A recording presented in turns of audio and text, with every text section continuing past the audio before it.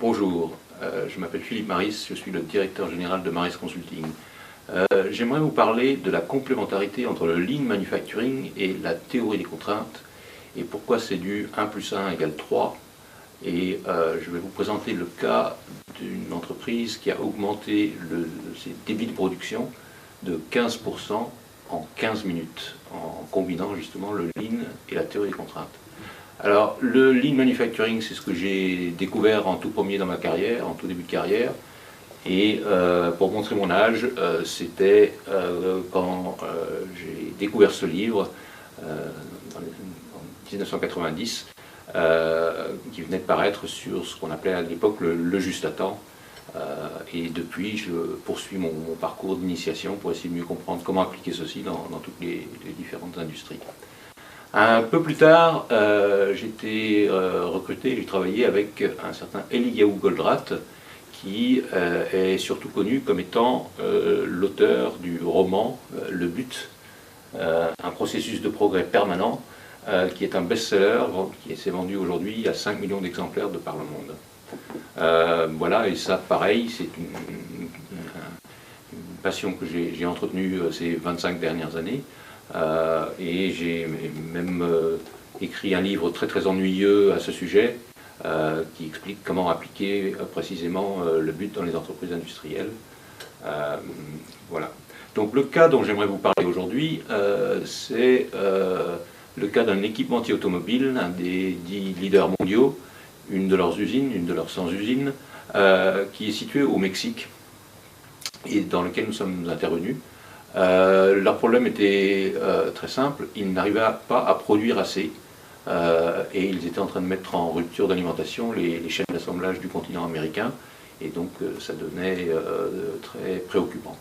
Ils avaient lancé énormément d'initiatives les derniers mois, 10 de leurs meilleurs directeurs de production étaient intervenus sur ce site pour essayer d'augmenter les performances, mais ça ne suffisait toujours pas assez. Et donc, en désespoir de cause, ils nous ont demandé de venir voir si on pouvait augmenter le débit de cette usine. Donc cette usine, en plein milieu du désert, en plein milieu du Mexique, avec 1000 personnes, produisait des alternateurs pour les automobiles, alternateurs qui sont donc composés de la caisse et de ce qui tourne à l'intérieur, le rotor. L'usine était décomposée en une vingtaine d'unités autonomes de production. Et voilà le contexte dans lequel nous sommes intervenus. Donc la première chose que nous avons fait, c'est identifier les goulots dans le système, et nous avons rapidement identifié, sans ambiguïté, 2,5 de leurs unités autonomes de production comme étant des contraintes de capacité, donc le reste étant en excellente capacité, n'est-ce pas? Je vais vous raconter l'histoire de une de ces UAP qui produit donc ce rotor. L'unité est toute simple, classiquement pour cette entreprise extrêmement lean, parmi les plus lean du monde, une cellule en U avec une dizaine de machines. Donc les produits arrivaient ici et ressortaient par ici et étaient sur des convoyeurs entre les différentes ressources. Les taux de rendement, les TRS étaient excellents, il y avait très peu de problèmes de qualité.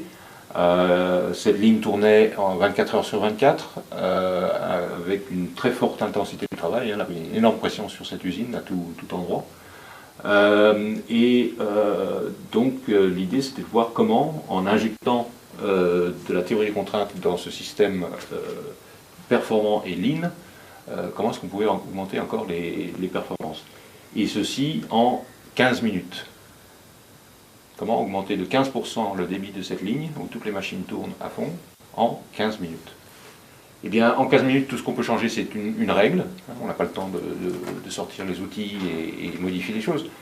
Donc, il fallait changer une des règles, et nous avons donc mis en œuvre une des règles de la théorie des contraintes, qui est 2% de l'ensemble des règles de la théorie des contraintes. Et ceci a effectivement permis d'augmenter le débit de 17% en 15 minutes. Qu'est-ce que nous avons fait?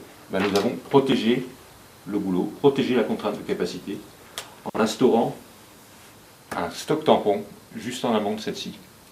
Stock tampon qui était en fin de compte d'une douzaine de pièces, n'est-ce pas? Donc c'était un minuscule petit stock. Mais cette unité faisait 6000 pièces par jour, une pièce toutes les 15 secondes. Donc une douzaine de pièces faisait une protection de ce goulot de 3 minutes. Et ce qui a en fin de compte permis de le protéger de tous les micro-arrêts qu'il pouvait y avoir, en particulier de cette machine qui a été une excellente capacité mais qui n'était pas particulièrement fiable. Donc voilà, 15% de débit en plus, sans investissement aucun. Alors nous n'avons pas fait que ceci.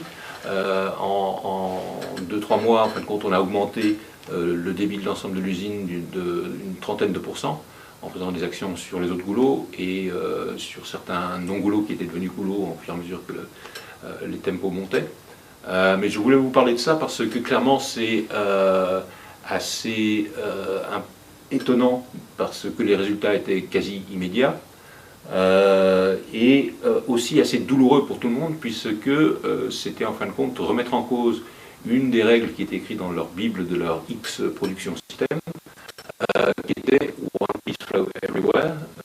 On va avoir des flux pièce à pièce partout. Et nous avions décidé d'instaurer un stock de quelques pièces à un endroit donné. Donc voilà ce que je voulais dire à ce propos. Mais c'était un cas très intéressant que nous rencontrons assez souvent. Je vous ferai remarquer que ce qui est étonnant ici, c'est qu'ils avaient eux-mêmes déjà formalisé, reconnu l'existence d'un goulot avec un panneau à côté, et que si vous réfléchissez bien à ce que je suis en train de dire, c'est qu'ils n'avaient pas reconnu l'importance qu'il avait réellement. Ils n'étaient pas allés au bout de leur cheminement. Ça, c'était la contrainte, et donc c'est ça qu'il fallait regarder. Voilà, et juste pour terminer sur un élément, pour revenir à du lean, ceci on l'a découvert bien sûr à travers un Gemba Walk. Je suis resté sur le terrain à observer cette chaîne pendant plusieurs heures pour me donner une idée de là où pouvaient se trouver les problèmes. Merci beaucoup.